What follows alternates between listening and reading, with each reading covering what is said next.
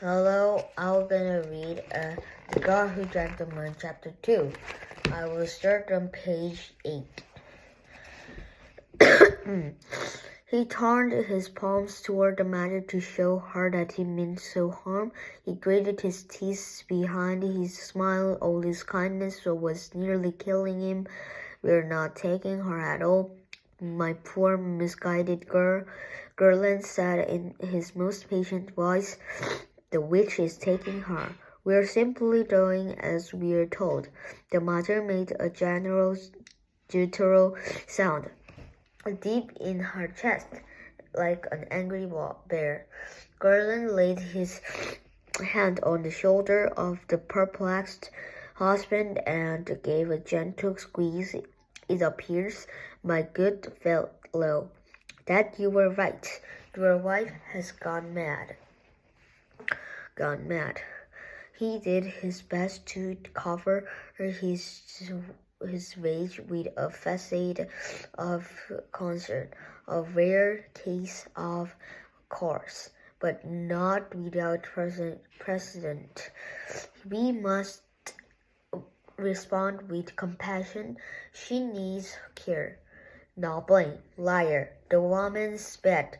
The child began to cry, and the woman climbed even higher, putting each foot on parallel rafters and bracing her back against the slab of the roof, trying to position herself in such a way that she could remain out of reach while she nursed the baby. The child calmed instantly. He snapped his fingers and armed guards poured into the room. They were a special unit, provided as always by the Sisters of the Star.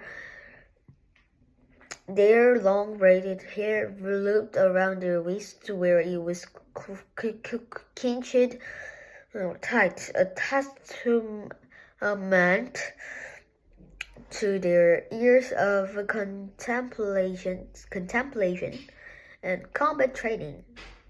At the top of the tower, their faces were impassible as stones, and the elders, despite their power and stature edged away from them, the sisters were a frightening force not to be trifled with.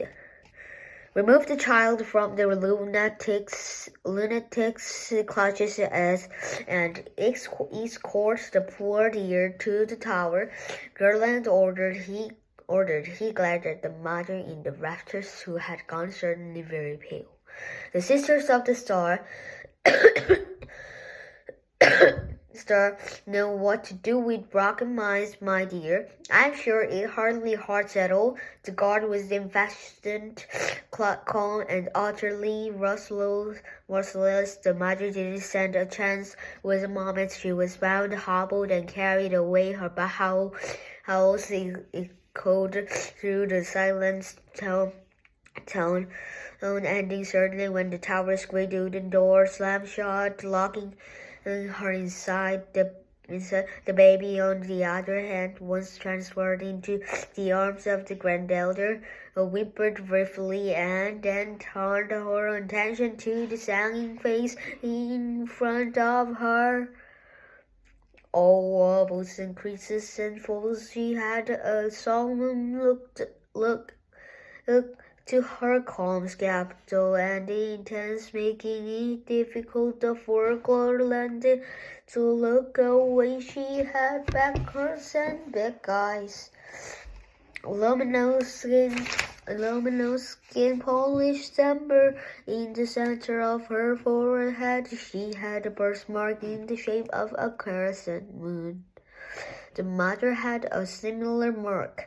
"Come on, Lur," insisted. Such people were special. Gerland disliked Lower as a general rule, and he certainly disliked it when citizens of the Protectorate got it in their heads is to think themselves better than they were. He deepened his frown and leaned his close, wrinkling his brow.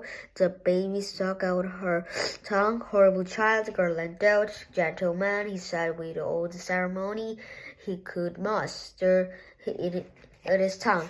The baby chose this particular moment to let loose a large warm wet stain across the front of Garland's robes.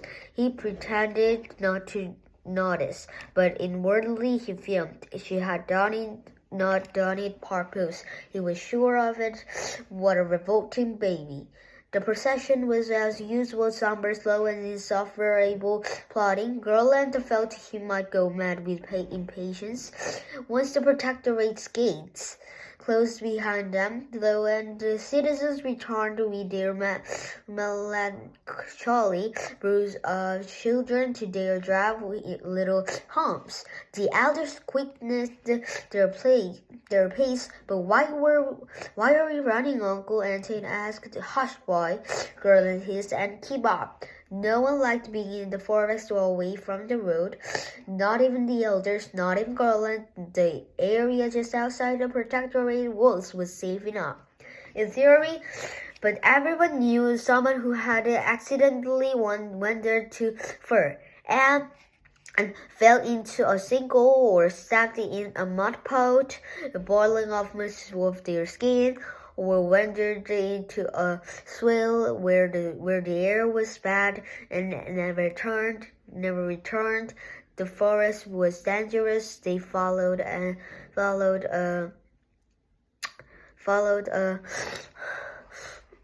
winding trail to the small hollow surrounded by 5 ancient trees known as the witches' handmaidens, or 6. Didn't it used to be 5? If Garland glared at the trees, counted them again, and shook his head, there were 6. No matter, the forest was just getting to him, and those trees were almost as old as the world after all.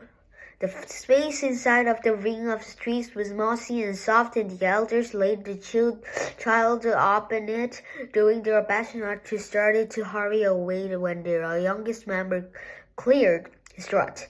So we just leave her here, Anthony asked. That's how it's done. Yes, nephew. Yes, nephew. Garland said. That is how it's done. He felt a sudden wave of fatigue settling on his shoulders like an ox's yoke. He felt his spine start to sag. Anthony pinched his neck, a nervous habit that he couldn't break. Shouldn't we wait for the witch to arrive? The other elders fell into an uncomfortable silence. Come again, Elder Raspin. The most decrepit of the elders asked. Well, surely, Anthony's voice trailed on. Surely we must wait for the witch, he said quietly. What would become of if wild animals came first and carried her off? The other elders stared at the grand elder, their lips tight. Fortunately, nephew, he said quickly, leading the boy away. That has never been a problem. But Anthony said, pinching his neck again so hard he left a mark, but nothing. Garland said, a hand on the boy's back, striding quickly down the well-trodden paths, and one by one the elders filed out, moving the baby behind them. They had left knowing all about Anthony, that it was not a matter of if the child were eaten by animals, but rather that they surely would be. They left her knowing that there surely wasn't a witch. There never had been a witch. There were only a dangerous forest and single road and a thin grip on a life that the elders had enjoyed for generations. The witch, that is the belief in her, made for a frightened people, a accepted people, a complete people who lived their lives in saddened haze, the clouds of their grave numbing their senses and dampening their minds. It was terribly convenient for the elders unencumbered rule. Unpleasant too, of course, but that couldn't be helped.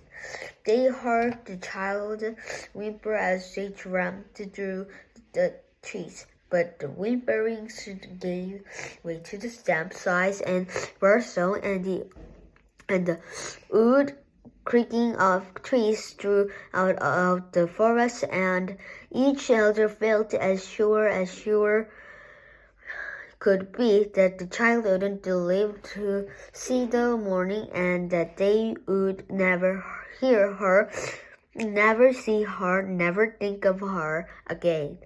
They thought she was gone forever. They were wrong, of course. This is the end of the chapter 2. Okay, in the next video, I will read chapter 3. Chapter 3 is page 14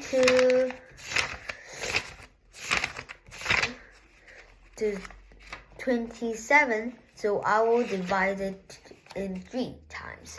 Okay, bye bye, see you soon.